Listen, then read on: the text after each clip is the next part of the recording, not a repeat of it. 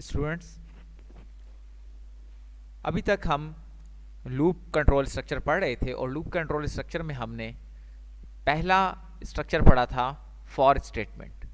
और for statement के बारे में हमने पढ़ा था कि फॉर स्टेटमेंट हम उस वक्त इस्तेमाल करते हैं जब हमें आइट्रेशंस के बारे में पहले से इंफॉर्मेशन मौजूद हो, यानी हमें पहले से पता हो कि हमने स्टेटमेंट्स को या ब्लॉक ऑफ स्टेटमेंट्स को कितनी मरतबा आइट्रेट करना है या रिपीट करना है।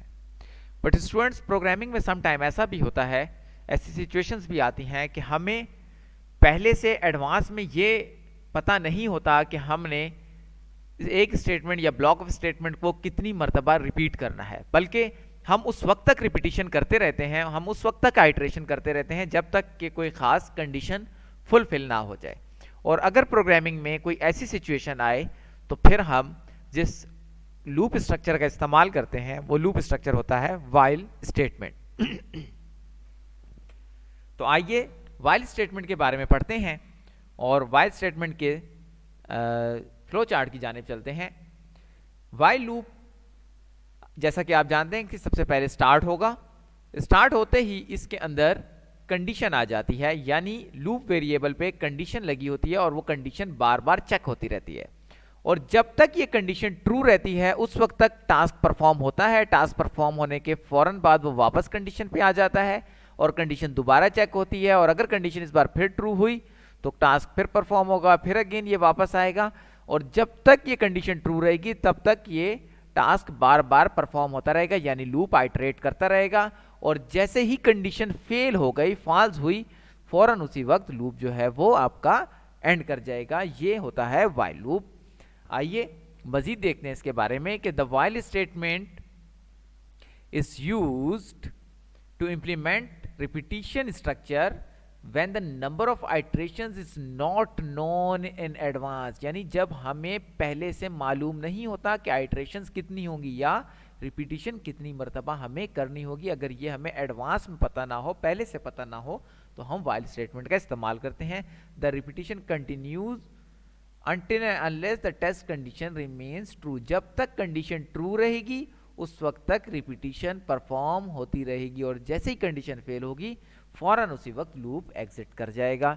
इसके जनरल सिंटेक्स के बारे में देखते हैं। सबसे पहले हमारे पास व्हाइल का कीवर्ड आता है, उसके बाद हमारे पास कर्ली ब्रैकेट्स के अंदर टेस्ट कंडीशन को लिखा जाता है, और उसके बाद फिर कर्ली ओपन ब्रेस आती है जिसके अंदर हमारे पास बॉडी ऑफ द लूप होती है, यानी वो टास्क लिखा जाता है, वो सेट ऑफ स्टेटमेंट्स लिखी जाती हैं जिनको हमें रिपीटेडली परफॉर्म करना होता है, और उसके बाद फिर ब्रेसेस बंद कर दी जाती हैं। तो ये आपके पास व्हाइल का स्ट्रक्चर था।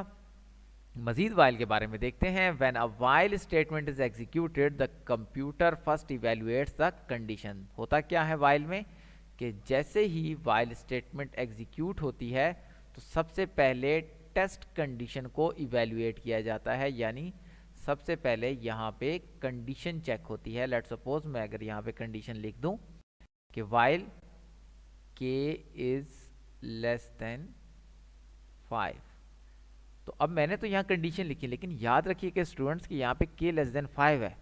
इसका मतलब ये है कि इस प्रोग्राम में पहले कहीं ना कहीं k का वेरिएबल इस्तेमाल हुआ होगा जिसकी वैल्यू यहाँ पर चेक हो रही होगी। उसके बाद क्या होता है, उसके बाद ये होता है कि if it is true the body of the loop is executed. अब अगर ये ट्रू हुआ, यानी k की वैल्यू पहले जो है वो 1 थी, तो 1 इज लेस देन 5। अगर 4 भी हुई तो 4 भी लेस देन 5 होता है। तो इस तरह की कोई वैल्यू हुई तो कंडीशन ट्रू होगी, तब तो कंट्रोल जो है वो बॉडी ऑफ द लूप में दाखिल होगा। लेकिन अगर k की वैल्यू पहले से 6, 7, 8 या 9 और 10 थी तो उस केस में आपके पास कंडीशन ट्रू नहीं होगी, और उस केस में हमारा कंट्रोल जो है वो बॉडी ऑफ द लूप में दाखिल नहीं होगा।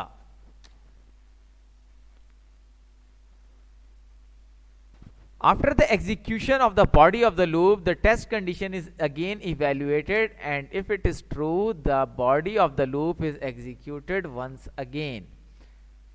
स्टूडेंट्स याद रखिएगा कि जब body of the loop execute हो जाएगी उसके बाद दोबारा से वो कंडीशन चेक होगी, और वो कंडीशन चेक होने से पहले में भी हो सकता है कि बॉडी ऑफ द लूप में ही दोबारा से इंक्रीमेंट हो जाए, या दोबारा कहीं पे आपको वैल्यू इंटर करने का कहा जा रहा हो। समटाइम ऐसा भी होता है कि वाइल लूप में आपको ये कहा जाता है कि जब तक कोई वैल्यू इंटर ना हो तब तक रिपीट करते रहो, और बार बार यूजर से वैल्यू इंटर करवाई जा रही होती है।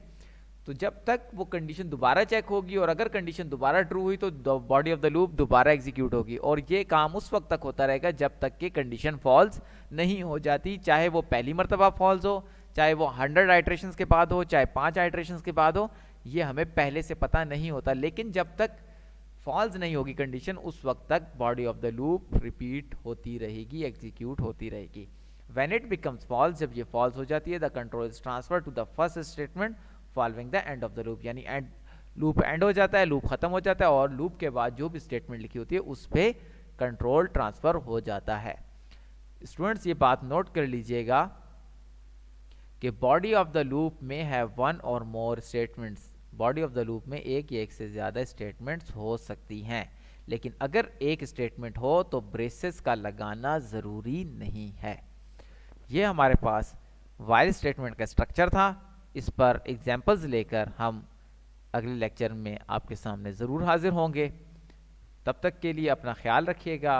हमारे लेक्चर्स पसंद आएँ तो हमारे चैनल को लाइक, सब्सक्राइब और शेयर ज़रूर कीजिएगा। अल्लाह हाफ़िज़।